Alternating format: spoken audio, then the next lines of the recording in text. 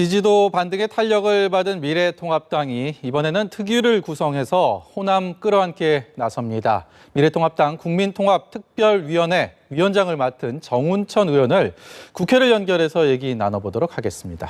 안녕하세요. 안녕하세요. 정운천입니다. 미래통합당 호남 끌어안기 굉장히 눈길을 끌고 있습니다. 국민통합위는 구성이 됐고 위원장까지 맡으셨는데 가장 궁금한 게 호남 지역민들 마음의 벽을 허물 수 있는 묘수가 있을까? 이거 아닌가 싶습니다. 어떻습니까? 그래서 이번에 저희가 국민통합특별위원회를 만든 그 이유를 설명드리면요. 예.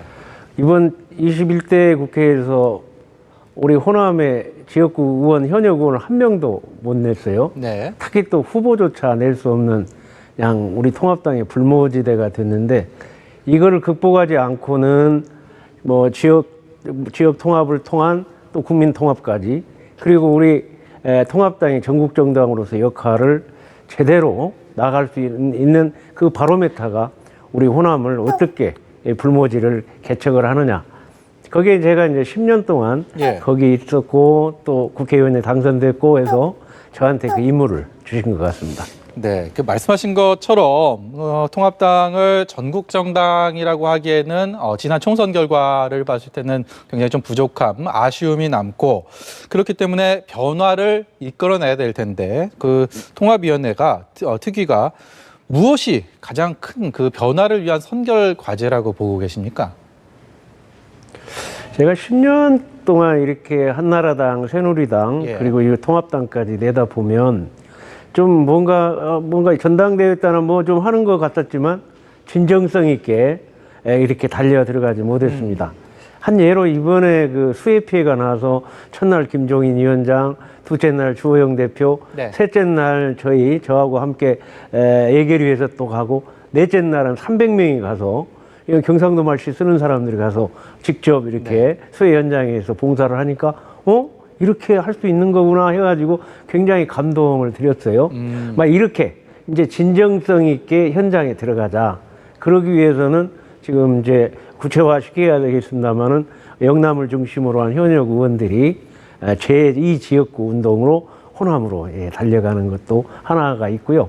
또 하나는 지금 제가 10년 동안 석패율을 주장을 했는데 막 그런 양당이 협의해야만 지역주의 극복이 되는데 석패율이 아니더라도 우리 당에서 직접 정말 그 현장에서 기여를 많이 하고 공헌을 많이 하신 분들을 뭐 비례대표로 이렇게 공식적으로 뭐 당론으로 이렇게 정해서 해결한다든지 뭐 이러한 문제를 근본적으로 이제 접근에 들어갈 생각입니다. 네, 모쪼록 통합당의 미래뿐만 아니라 한국 정치의 발전을 위한 하나의 또 미래를 지금 짊어진 상황이 됐기 때문에 정운천 위원장께서 고군분투해 주시기를 부탁드리고요.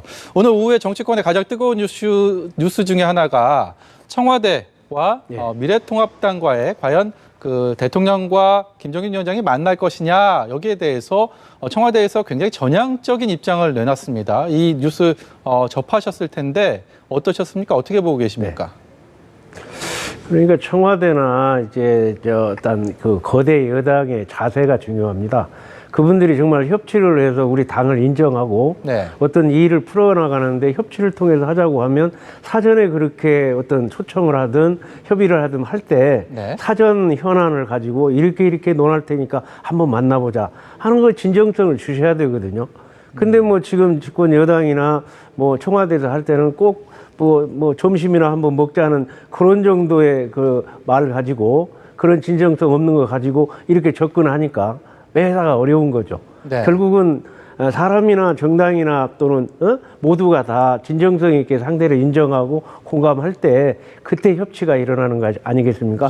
꼭 그거를 해주시기를 기대합니다. 어쨌든 청와대는 굉장히 통합당의 입장에 대해서 이례적인 발빠른 또 입장을 내놨고 공을 다시 통합당에 넘긴 그런 셈인데 지금 여러 가지 논의할 것들이 많다라는 거에는 뭐 청와대나 여당, 야당 다 의견이 거의 비슷하게 형성이 되는 것 같습니다. 그렇기 때문에 성사 가능성, 이제 공을 넘겨받은 통합당 입장에서는 가장 먼저 무엇을 지금 상황에서는 지도부가 생각을 할까요? 어떻게 보고 계십니까?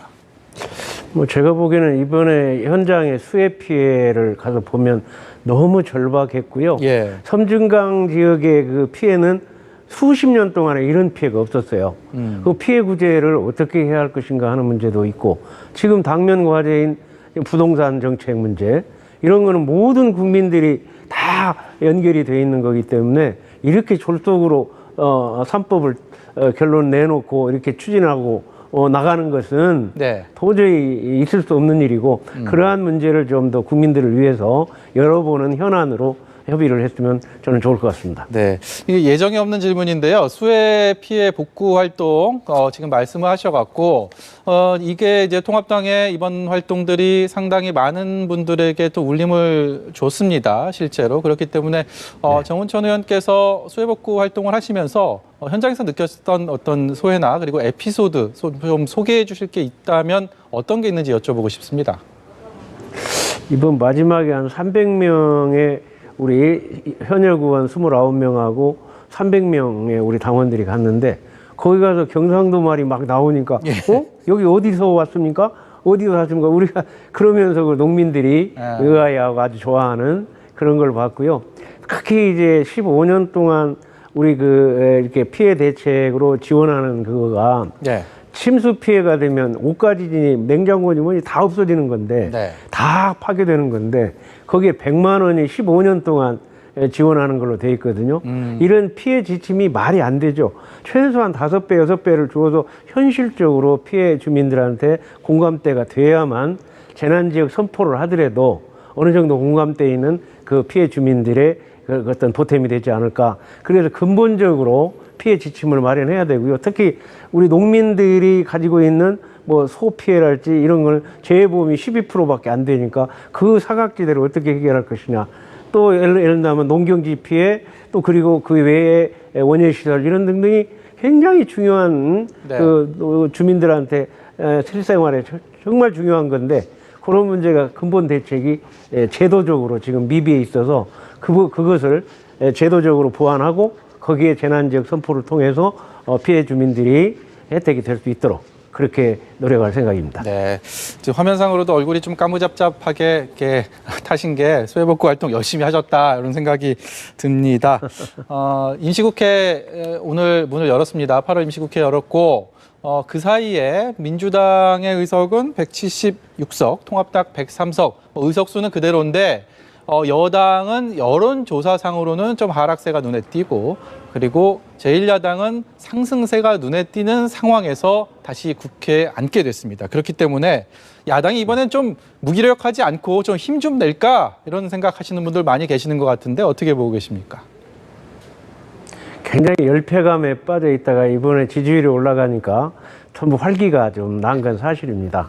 그래서 이번에 부동산 3법 때문에 5분 발언, 윤희숙 발언이 굉장히 국민들한테 울림을 주셨는데, 이제 저희가 할 수 있는 건 법으로 만드는 거, 책임을 지는 거는 여당이 할 수밖에 없어요. 그럼 야당은 뭐냐? 그런 문제점을 제대로 지적하고 전문적 식견으로 국민들한테 어필하고, 그렇게 하면서 공감대를 형성한다고 하면 여당도 저렇게 마음대로 졸속으로 막 통과시키고 저렇게 나가지는 못할 거라고 생각하고요. 그거는 이제 국민의 뜻을 받들어서 우리가 이번에 수해 현장에 노력한 것처럼 현장 속으로 달려가면서 국회 내에서는 그러한 대안 제시를 하고 거기에 대한 국민의 공감대를 얻는 노력으로 이번에 국회 활동을 해야 된다고 생각합니다.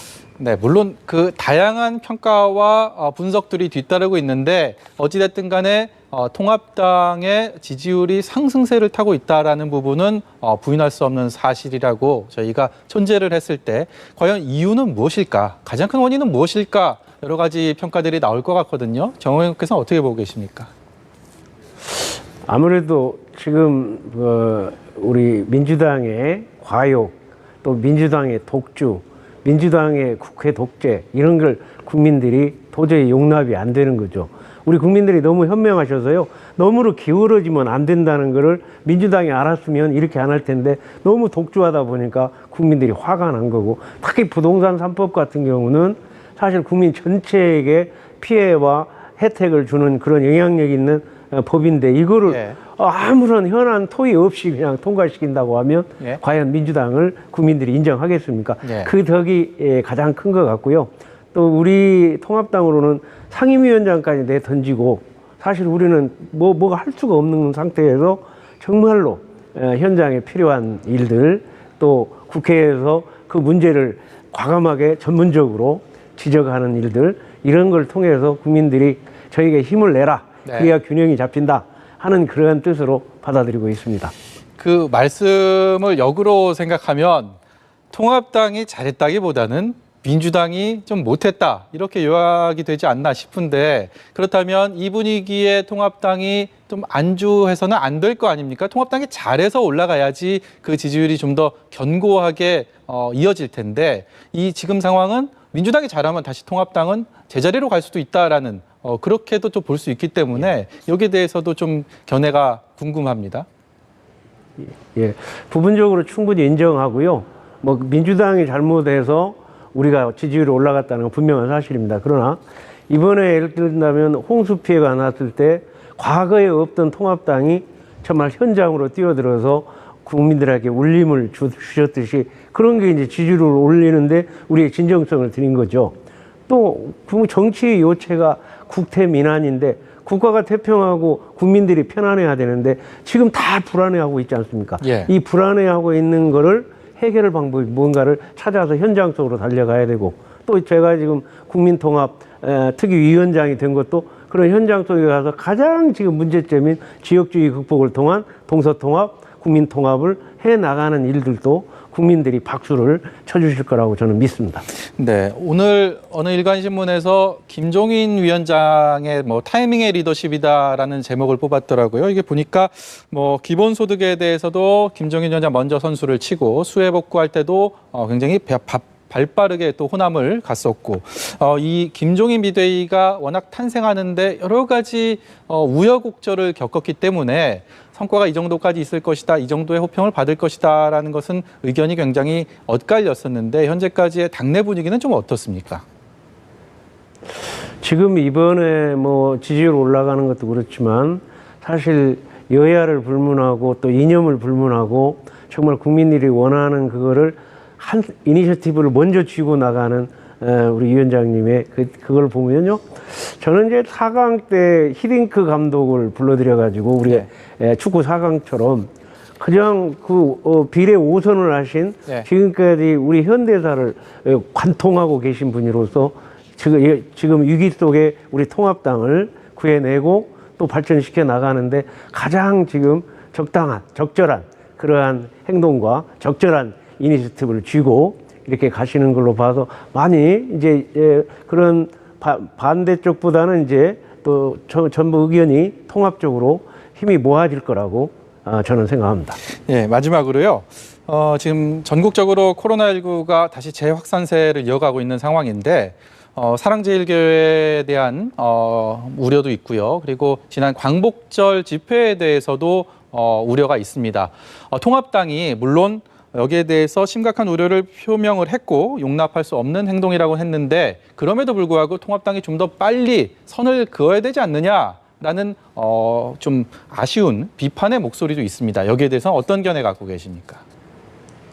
사실은 코로나19 이전에 정부에서는 코로나19 휴일까지 주면서 뭔가 경제 활성화를 하려고 그렇게 한 거 아니겠습니까? 사실 우리 통합당 입장에서 그렇게 8월 15일 날 큰 비가 오는 날 그렇게 분노로 일관된 그런 분들이 나오셔서 그렇게 한 거가 과연 이게 잘한 일이라고는 볼 수 없지만은 또 코로나19를 예방하기 위해서도 잘했다고 볼 수 없죠.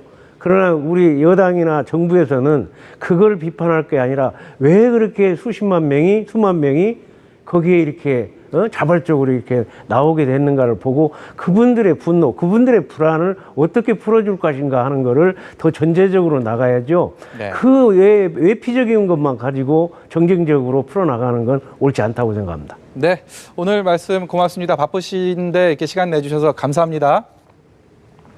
예, 감사합니다. 네, 지금까지 미래통합당 국민통합특별위원회 정운천 위원장 만나봤습니다.